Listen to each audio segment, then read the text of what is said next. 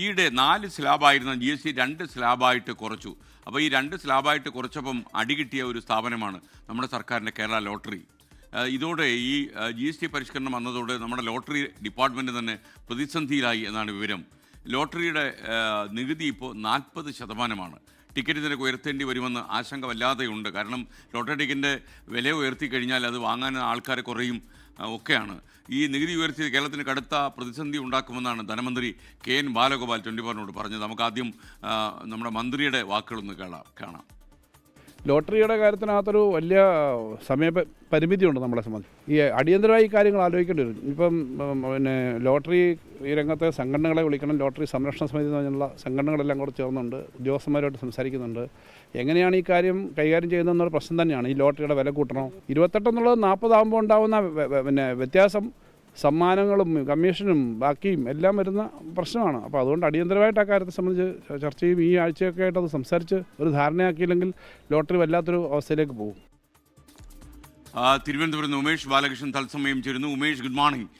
ശരിക്കും മന്ത്രി ബാലഗോപാൽ പറഞ്ഞതുപോലെ വലിയ ദൂരവ്യാപകമായ സ്വാധീനമായിരിക്കും ഈ തീരുമാനത്തിന് ഉണ്ടാവുക. ഇത് കേന്ദ്ര ധനമന്ത്രിയുടെ ശ്രദ്ധയിൽപ്പെടുത്തിയെങ്കിലും കാര്യമായ തീരുമാനങ്ങളൊന്നും കേന്ദ്രം എടുത്തിട്ടില്ല എന്നാണ് നമ്മൾ മനസ്സിലാക്കുന്നത്. പശ്ചിമ ബംഗാളിലും കേരളത്തിലും മാത്രമേ ഈ പ്രശ്നമുള്ളൂ എന്നും ഞാൻ മനസ്സിലാക്കുന്നു. വിവരങ്ങൾ. Good morning Akshayan. പശ്ചിമ ബംഗാളിലും കേരളത്തിലും മാത്രമാണ് ലോട്ടറി നടത്തിപ്പുള്ളത്, പേപ്പർ ലോട്ടറി. അതിൽ പശ്ചിമ ബംഗാളിൽ ഏജൻസികളാണ് നടത്തുന്നതെങ്കിൽ കേരളത്തിൽ സർക്കാർ നിയന്ത്രണത്തിൽ ലോട്ടറി നൽകുന്നു. ഇത്തരത്തിൽ സർക്കാർ നിയന്ത്രണത്തിൽ ലോട്ടറി നടത്തിപ്പുള്ള ഏക സംസ്ഥാനം കേരളമാണ്.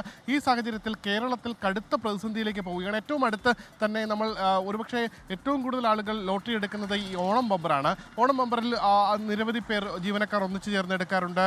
അത്തരത്തിൽ വിവിധ ആളുകൾ ലോട്ടറി എടുത്ത് ശീലമില്ലാത്ത പോലും ഓണം ബമ്പർ എടുക്കാറുണ്ട്. അതൊരു ശീലമാണ്. എന്നാൽ ഈ ഓണം ബമ്പറിനെ തന്നെ ആദ്യം ഇത് ബാധിക്കാൻ പോകുന്നത് എന്നുള്ളതാണ് പ്രതിസന്ധി. കാരണം ഈ 22-ാം തീയതി മുതൽ പുതിയ സ്ലാബ് ഏർപ്പെടുത്തി തുടങ്ങണം.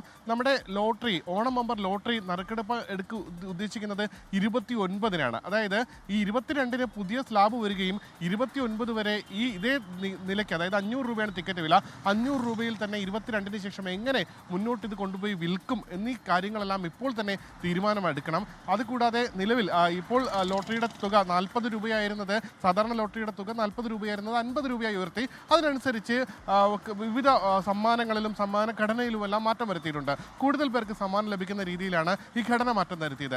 എന്നാൽ പുതിയ സ്ലാബ് വരുന്നതോടുകൂടി ഇത്തരത്തിൽ 50 രൂപ ടിക്കറ്റുള്ള ഒരു 50 രൂപയാണ് ഒരു ലോട്ടറിയുടെ ടിക്കറ്റെങ്കിൽ അതിൽ 20 രൂപ ടാക്സായി മാത്രം പോകുന്ന സാഹചര്യം ഉണ്ടാകും. സ്വാഭാവികമായി അതിൽ ബാക്കിയുള്ള 30 രൂപയ്ക്ക് വേണം ഇത് വിൽക്കുന്ന ഏകദേശം 2 ലക്ഷത്തിലധികം വരുന്ന തൊഴിലാളികളുടെ കമ്മീഷൻ കൊടുക്കാൻ, ഒപ്പം സർക്കാരിൻ്റെ വരുമാനം എടുക്കാൻ, ഒപ്പം ഈ സമ്മാനത്തുകകൾ കണ്ടെത്താൻ. സ്വാഭാവികമായി കടുത്ത പ്രതിസന്ധിയിലേക്ക് ലോട്ടറി വകുപ്പ് പോകും. അതുതന്നെയാണ് സംസ്ഥാന സർക്കാരിൻ്റെ സവിശേഷമായ സാഹചര്യം. ആ സാഹചര്യം മനസ്സിലാക്കിക്കാൻ GST കമ്മീഷൻ ചേർന്നപ്പോഴും ഇതുമായി ബന്ധപ്പെട്ട ആശങ്കയും പ്രതിസന്ധിയുമെല്ലാം മന്ത്രി ഉന്നയിച്ചു. അപ്പോഴും നടപടി ഉണ്ടായില്ല. അതിനുശേഷം നേരെ കേന്ദ്ര ധനമന്ത്രിയെ കണ്ട് പ്രതിസന്ധി അറിയിച്ചു. അപ്പോഴും അതുമായി ബന്ധപ്പെട്ട തുടർ ചർച്ചകൾക്ക് കേന്ദ്ര ധനമന്ത്രിയും തയ്യാറായിട്ടില്ല എന്നാണ് KN ബാലഗോപാൽ 24 പറഞ്ഞത്.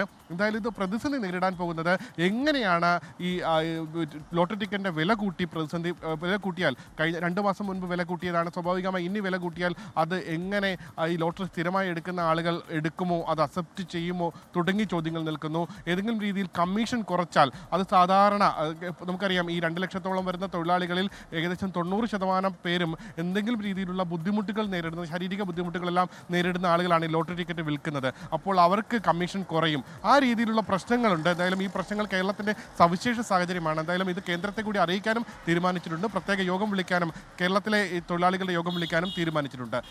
Okay, thank you Umesh Balakrishnan. എന്തായാലും ഈ കാര്യത്തിൽ കേന്ദ്ര സർക്കാരിൻ്റെ ഇടപെടൽ അത്യാവശ്യമായിട്ടും വേണം. അല്ലെങ്കിൽ 2 ലക്ഷവും എത്ര ലക്ഷങ്ങൾ ആളുകളാണ് ഇതുകൊണ്ട് കേരളത്തിൽ ജീവിക്കുന്നത്. ഒരുപാട് ശാരീരിക ബുദ്ധിമുട്ടുള്ള ആൾക്കാർ പോലും ലോട്ടറി വിറ്റ് ജീവിക്കുന്ന ഒരു സംസ്ഥാനമാണ് കേരളം. ലോകത്തെവിടെയായാലും ഏത് സമയത്തും 24 വാർത്തകളും ഓഗ്മെന്റഡ് റിയാലിറ്റി പാക്കേജുകളും എക്സ്പ്ലെയിനറുകളും വിശദമായി കാണാൻ ഞങ്ങളുടെ YouTube ചാനൽ നിങ്ങൾക്ക് സബ്സ്ക്രൈബ് ചെയ്യാം.